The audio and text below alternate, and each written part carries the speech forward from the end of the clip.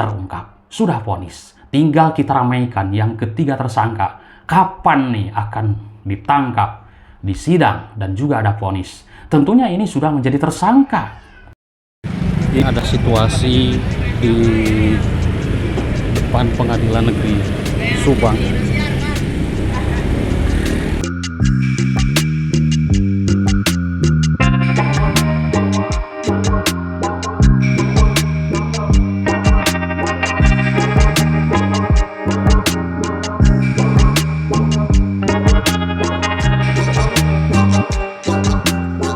Baik saudara, selamat siang dimanapun berada. Bagaimana kabar kalian? Saya akan menyampaikan kembali pembahasan kasus Subang yang sudah kita ikuti dari tahun 2021 sampai 2024. Kemarin persidangan pertama adalah persidangan Pak Yosef Hidayah, lalu yang kedua adalah persidangan Ramdhanu.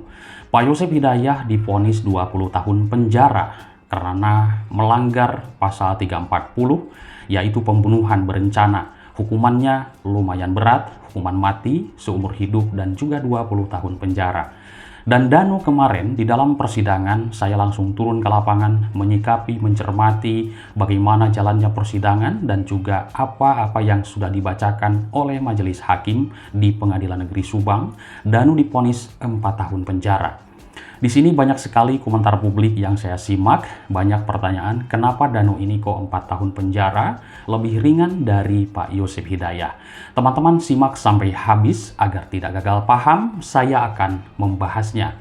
Tentunya kita semangat terus karena kasus Subang ini ya masih panjang ceritanya dan juga nanti ya akan ada penangkapan ketiga tersangka. Di dalam kasus Subang ini ada 5 tersangka, Danu, Pak Yosef Hidayah, Ibu Mimin, Abi, dan Arigi. Ketiga tersangka ini menjadi perdebatan di masyarakat tentunya. Kapan dan bagaimana nasibnya nanti? Apakah akan ada penahanan, lalu sidang, dan juga vonis? Baik, teman-teman, tadi banyak sekali pertanyaan kenapa Danu lebih ringan dari Pak Yosef Hidayah hukumannya 20 tahun, Danu 4 tahun penjara. Terungkap. Teman-teman, saya di sini sudah merangkumnya secara mendetail dari turun ke lapangan dan juga menyikapi keterangan-keterangan baik dari kuasa hukum Danu kemarin.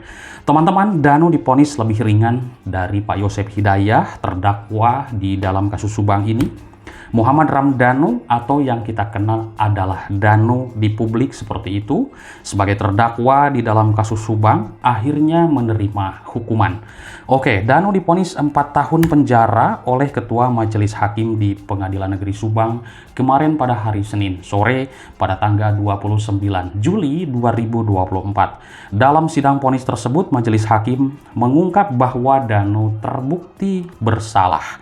Teman-teman, oke.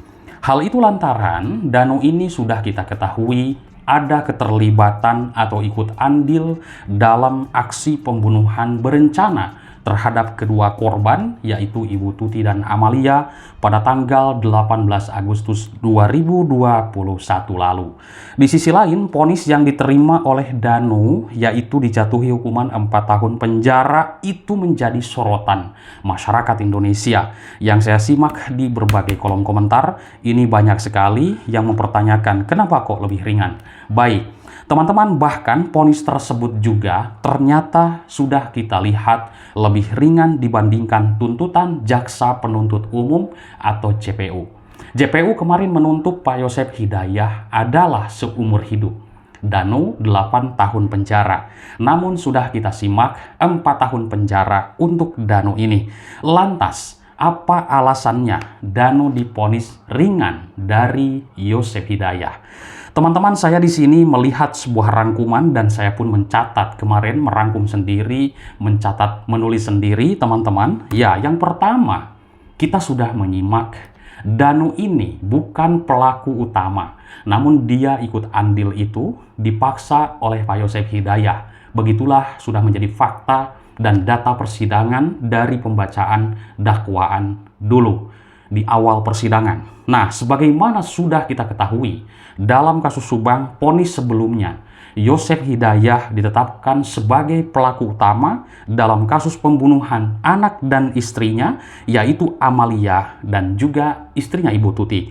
Pak Yosep disebut sebagai otak dalam pembunuhan terhadap Ibu Tuti Suhartini dan juga Amalia Mustika Ratu yang sudah kita ketahui. Simak bersama, jasadnya ditemukan di dalam bagasi mobil Alphard hitam yang terparkir di garasinya. Di sini menuai pro dan kontra di masyarakat. Ada juga yang menganalisis bahwa ini mayat tersebut mau dibawa kabur atau dibuang di suatu tempat.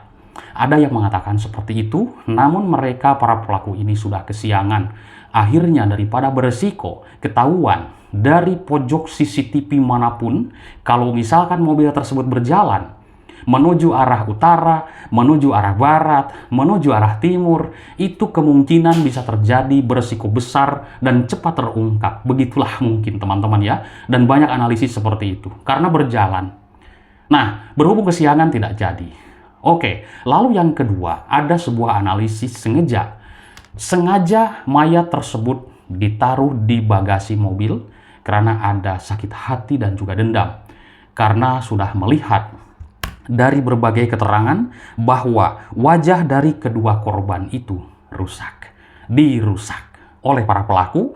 Nah, di sini analisisnya dari publik juga banyak sekali bahwa para pelaku ini sangat-sangat dendam, sakit hati terhadap kedua korban. Baik, teman-teman, sementara Danu dakwaannya yaitu didakwa hanya terlibat dan ikut andil, bukan aktor utama dalam pembunuhan tersebut, karena Danu ini membantu yaitu Pak Yosep Hidayah. Kita sudah mengetahui di fakta persidangan, Danu sudah menjelaskan Danu ini hanya membantu dan disuruh-suruh oleh Pak Yosep Hidayah, dan dia bukan aktor utama. Teman-teman, kita sudah bisa melihat dari fakta persidangan ini. Banyak sekali kejanggalan dari keterangan-keterangan yang dulu waktu Pak Yosep masih menjadi saksi. Dan kemarin di fakta persidangan ini sudah jelas adanya obstruction of justice dan juga dikatakan adanya uang lelah. Tentunya masyarakat banyak yang bertanya, apa sih uang lelah tersebut? Untuk apa sih uang lelah tersebut? Kok ada ya di kasus Subang ini uang lelah? Apakah lelah dalam penyidikan dan penyelidikan, tapi kok menggantung selama 2 tahun lebih lamanya? Ataukah uang tersebut untuk menyogok agar penyidikan dan penyelidikan oleh oknum-oknum ini dihentikan dan begitu ngawur seperti itu? Atau kasus ini jangan sampai terungkap, sudah dirancang seperti itu? Karena ini adalah pembunuhan berencana, adanya target, adanya insentif, adanya sumber daya, banyak sekali sumber daya di sini yang terlibat, ada 5 orang, ya kan, para pelakunya. Lalu setelah mereka ini ketahuan dan salah satu tersangka mengakui, maka mereka berani menanggung resikonya, penjara, vonis.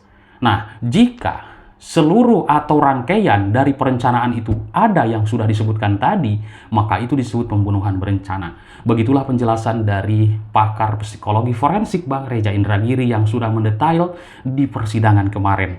Oke teman-teman, hal ini diungkap oleh Ketua Majelis Hakim kemarin ya, saat pembacaan vonis terhadap terdakwa Danu, bahwa menurut dari keterangan yaitu dari majelis hakim yang saya simak ya dalam video ini, kemarin saya meliput juga, yaitu terdakwa Danu bukan pelaku utama dan hanya ikut terlibat dalam pembunuhan ibu dan anak di Subang Jalan Cagak atas paksaan dari pelaku utama Yosep Hidayah. Menurut majelis hakim, Danu disebut hanya ikut terlibat atas dasar paksaan pelaku utama yaitu Yosep Hidayah. Menurut majelis hakim kemarin sudah kita simak.